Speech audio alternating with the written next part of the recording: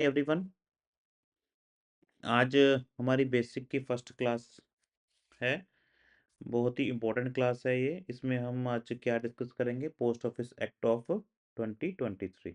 ठीक है, इसकी इम्पोर्टेंस बहुत ज़्यादा रहेगी।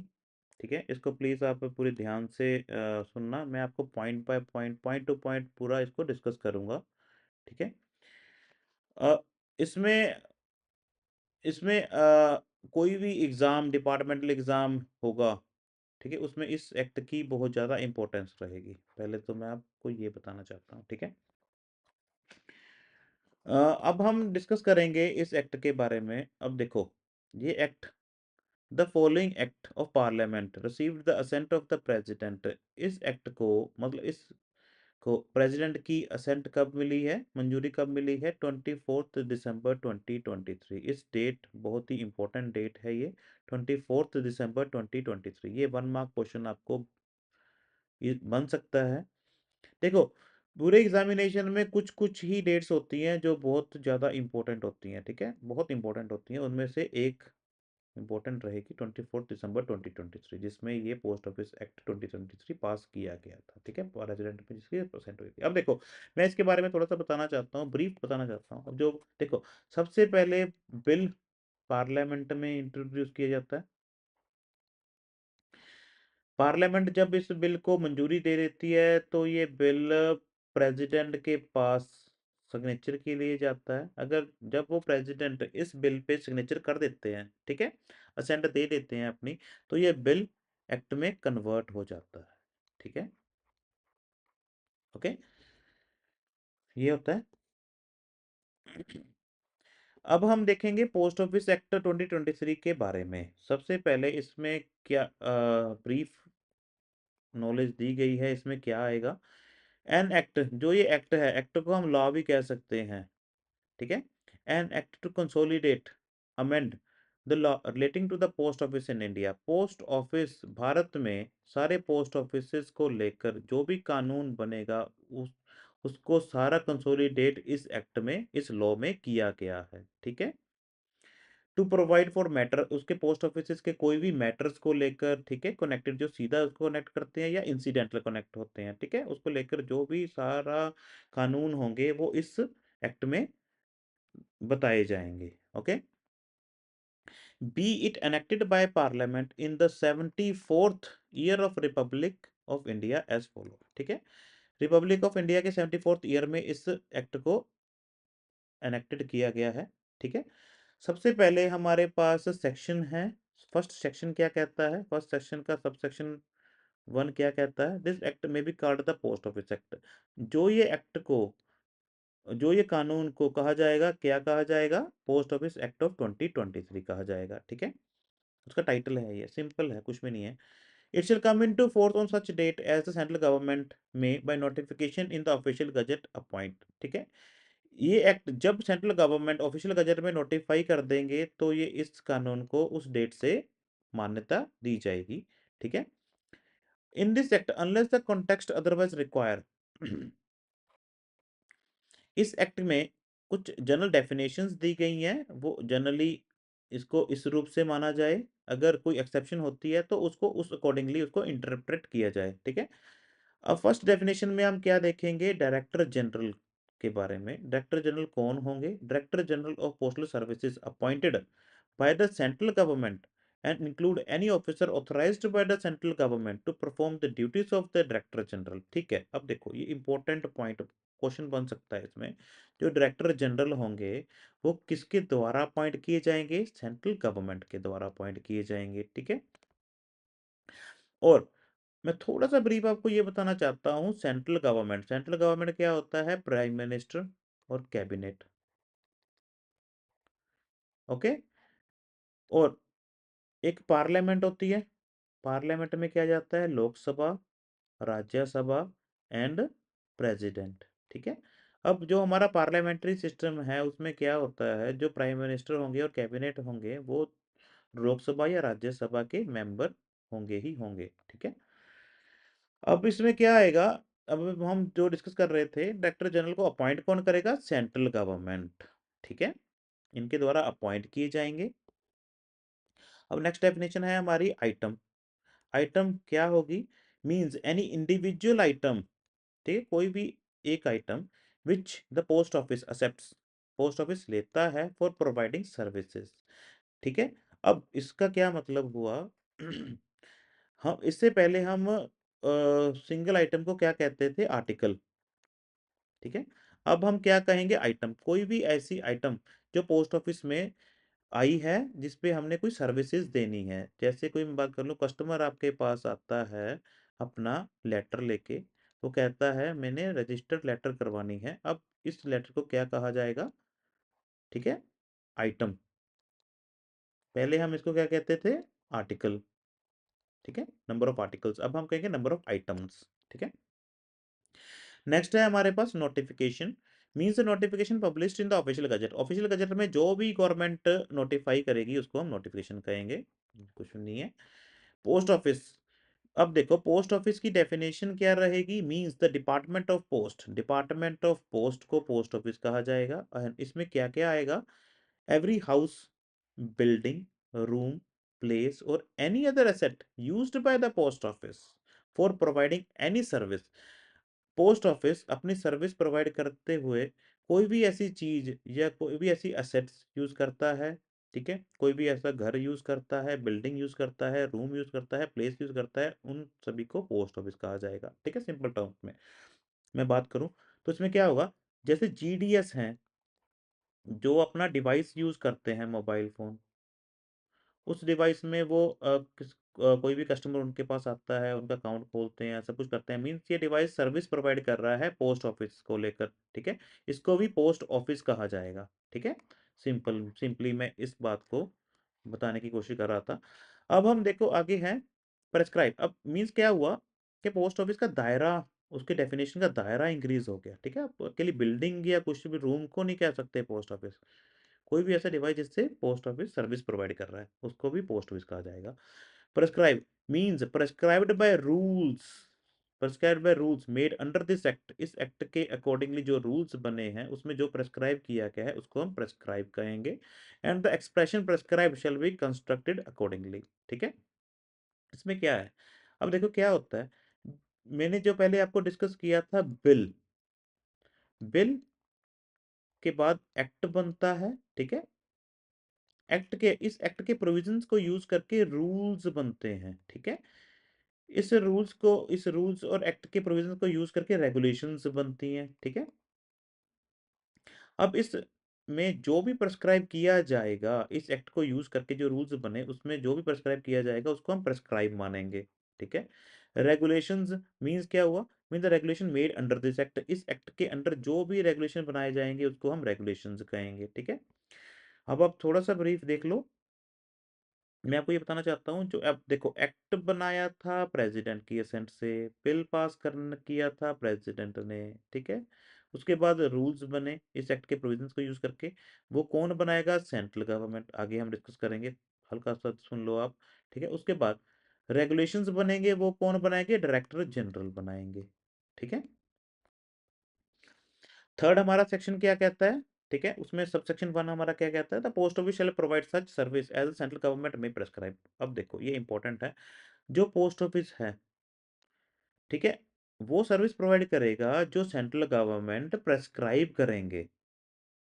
ठीक है, ओके।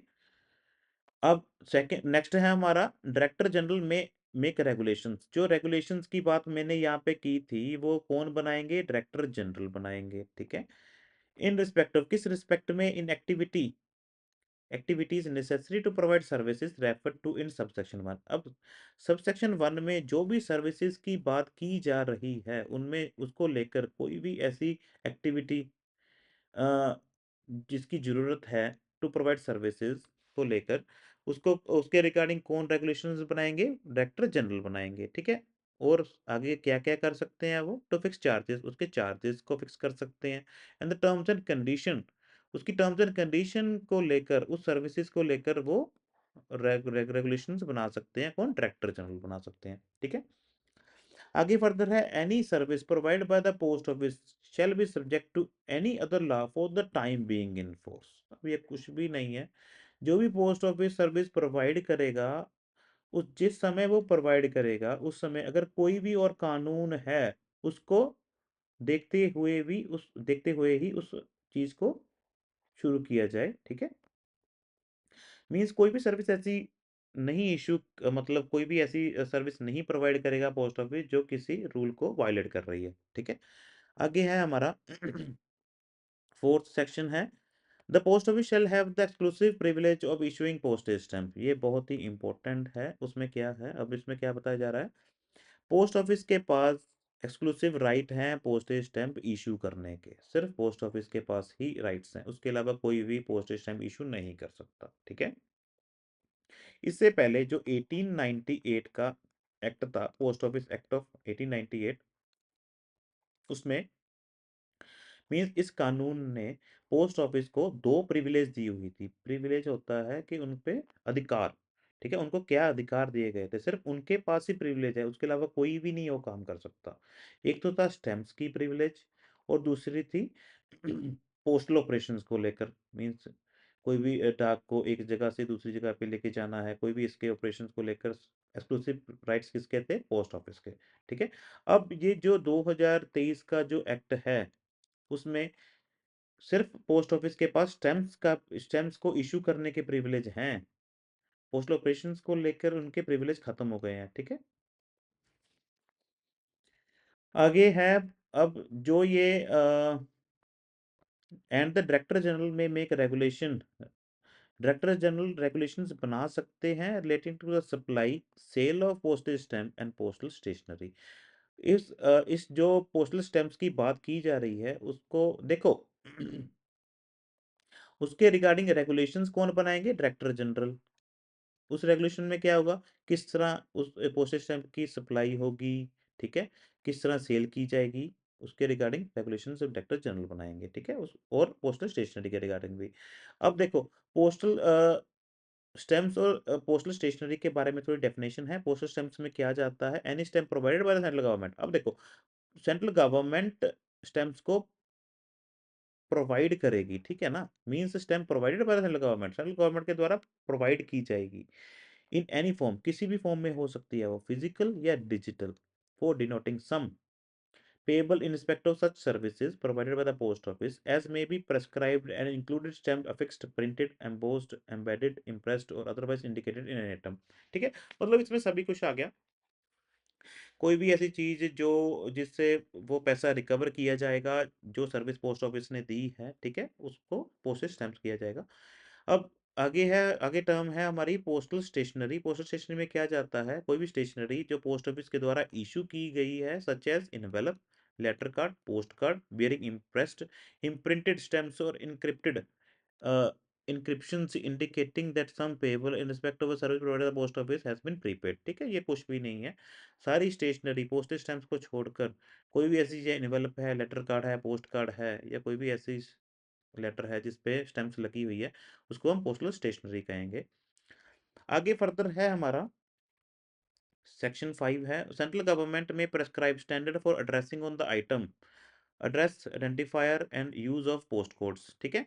जो भी एड्रेसिंग के स्टैंडर्ड्स रहेंगे, मतलब जिस तरह एड्रेस लिखा जाएगा उसके स्टैंडर्ड्स को कौन प्रेस्क्राइब करेगा, सेंट्रल गवर्नमेंट, ठीक है?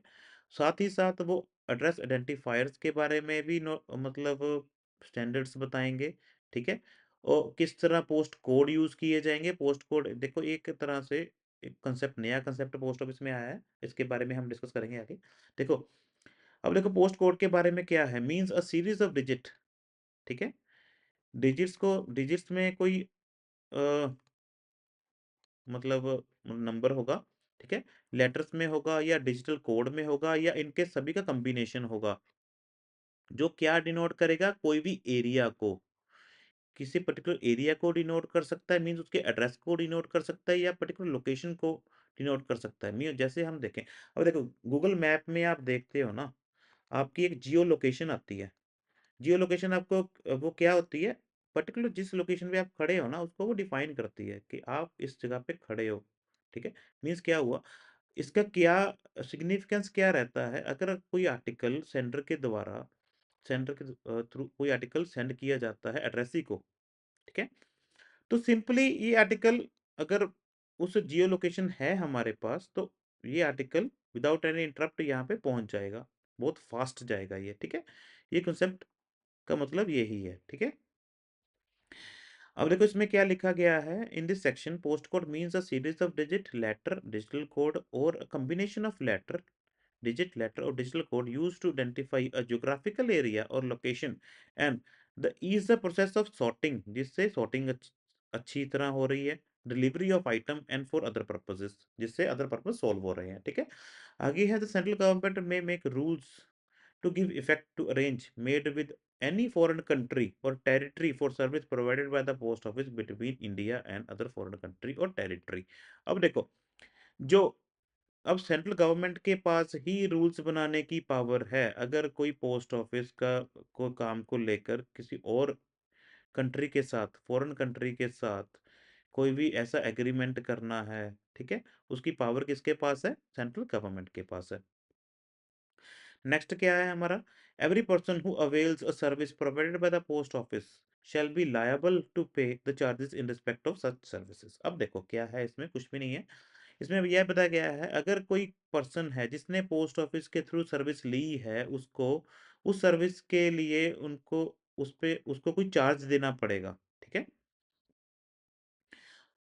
उसके बाद है if any person refuses or neglects to pay the charges referred to in subsection 1 such amount shall be recoverable as if it were an area of land revenue due from him इसमें क्या बताया गया है अब subsection 1 में जिस charge की बात हो रही है जो अमाउंट कस्टमर को देनी पड़ेगी अगर वो उससे रिफ्यूज कर रहा है ठीक है देने को इनकार कर रहा है तो क्या होगा इस एक्ट के जरिए फुल पावर दे दी गई है कि उसको अमाउंट को रिकवर किया जाए ठीक है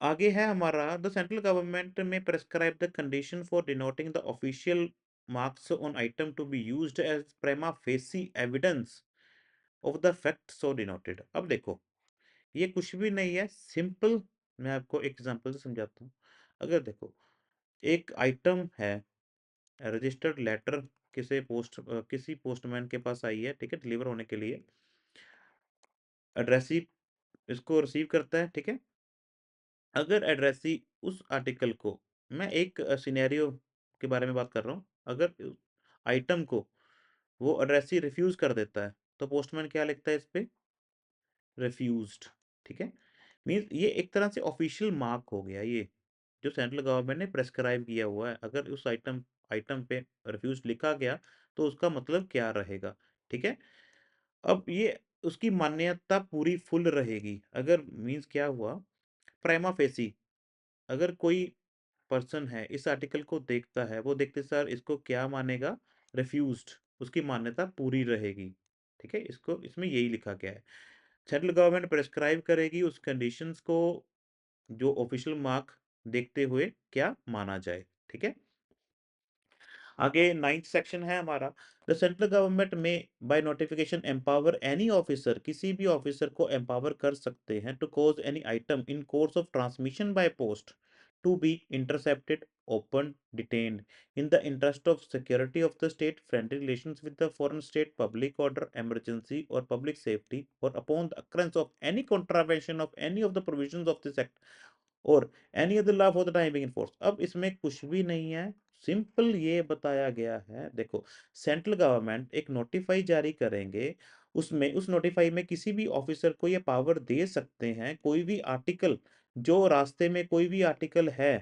उसको डिटेन करने की पावर दे सकते हैं किस आधार पे अगर उससे किसी भी हमारे सिक्योरिटी हमारी स्टेट की सिक्योरिटी पे कोई मतलब नुकसान पहुंच सकता है उसको लेकर या किसी फ्रेंडली उस आर्टिकल से हमारे किसी फॉरेन स्टेट के साथ हमारे रिलेशंस खराब हो सकते हैं कोई पब्लिक ऑर्डर डिस्टर्ब हो सकता है उसको लेकर डिफरेंट डिफरेंट ये एक्सेप्शंस हैं उसको लेकर अगर वो हो रहा है तो वो आर्टिकल वो डिटेन किया जा सकता है आगे है नेक्स्ट है हमारा द सेंट्रल गवर्नमेंट में cause any item refer to in subsection 1 to be disposed of in such manner as it deems appropriate जिस अब इस आधार पे जो भी आर्टिकल को हमने डिटेन किया है उसको लेकर उसका उसको कैसे डिस्पोज ऑफ करना है वो भी सेंट्रल गवर्नमेंट इस पे उसका मैनर बताएंगे, ठीक है।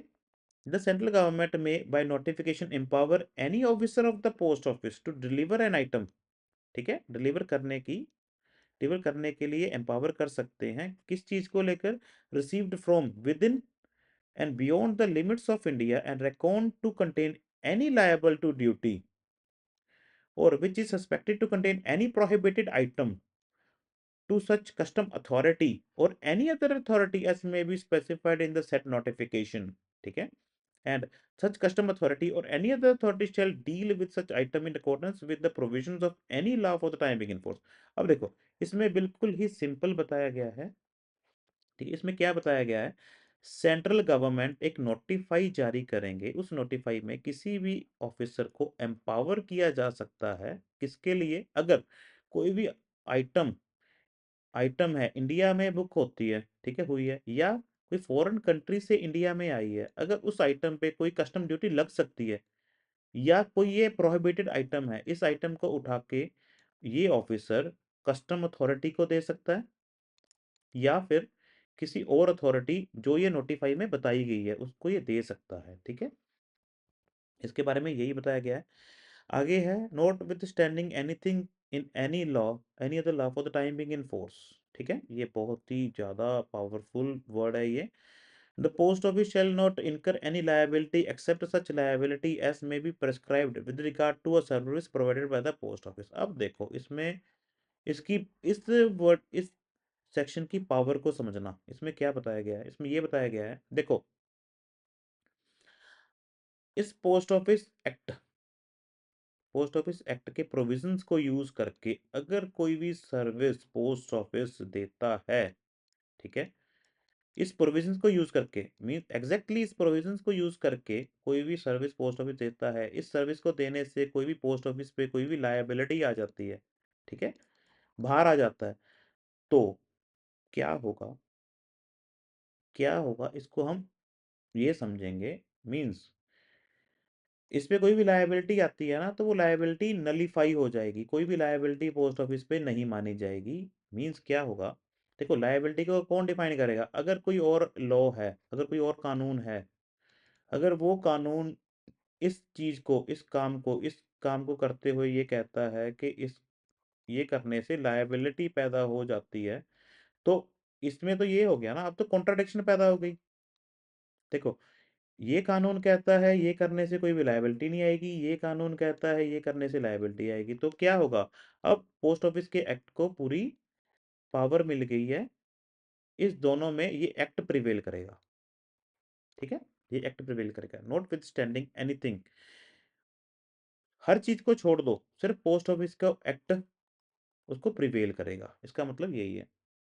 आगे है हमारा, no officer of the post office shall incur any liability, ठीक है, किसी भी पोस्ट ऑफिस के ऑफिसर पे कोई भी लायबिलिटी नहीं रहेगी with regard to a service provided by the post office, अगर उसने कोई सर्विस दी है, ठीक है, उस पर कोई भी लायबिलिटी नहीं रहेगी, ठीक है, अनलेस, एक्सेप्शन क्या है, अगर कोई पोस्ट ऑफिस कोई भी एक्ट फ्रॉडुलेंटली करता है या विलफुली करता है या उसकी वजह से कोई लॉस होता है, डिले होती है, मिसलिव उस वजह से तो लायबिलिटी रहेगी।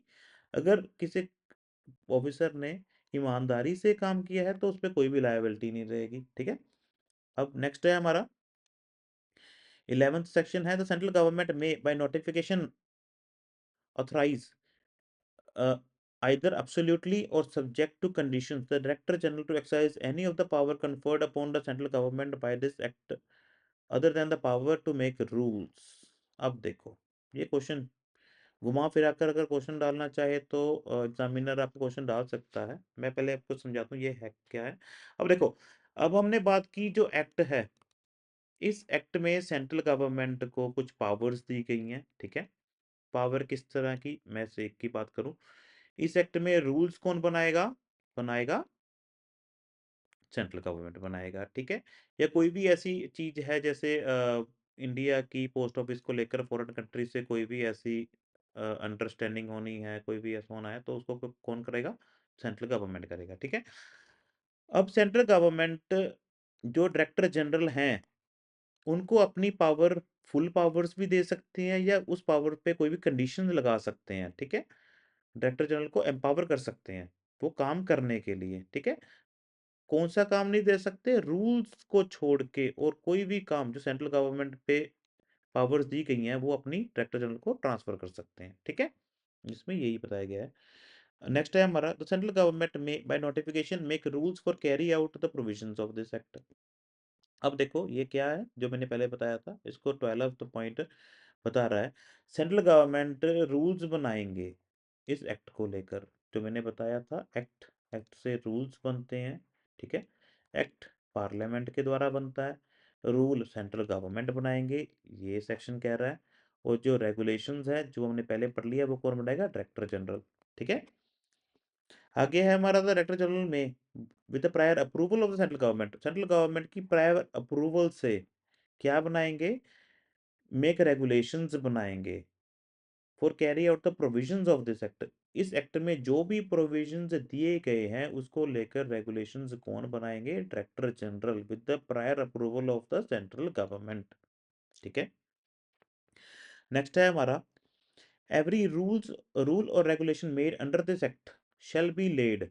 इस एक्ट को लेकर जो भी रूल्स रेगुलेशन बनेंगे as soon as may be after it is made before each house of parliament while it is in session or total period of 30 days which may be comprised in one session or in two or more successive sessions or if expiry before the expiry of the session immediately following the session or the successive sessions aforesaid both houses agree in making any modification in the rule or regulation or both houses agree that the rule or regulation should not be made, the rule or regulation shall thereafter have effect only in such modified form or be of no effect as the case may be.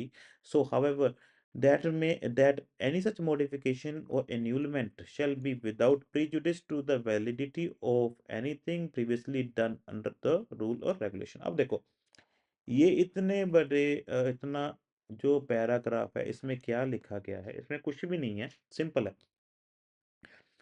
जो rules regulations बनाए जाएंगे इस act को use करके, ठीक है? वो बनाने के बाद उसको 30 डेज के अंदर अंदर पार्लियामेंट में इंट्रोड्यूस किया जाएगा, ठीक है? पार्लियामेंट में रखा जाएगा, ठीक है? वैलिड तो वो तभी हो जाएंगे, ठीक है? 30 दिनों के अंदर अंदर पार्लियामेंट में रखे जाएंगे, चाहे वो बेशक वो एक सेशन में हो या मल्टीपल सेशंस में हो, ठीक है?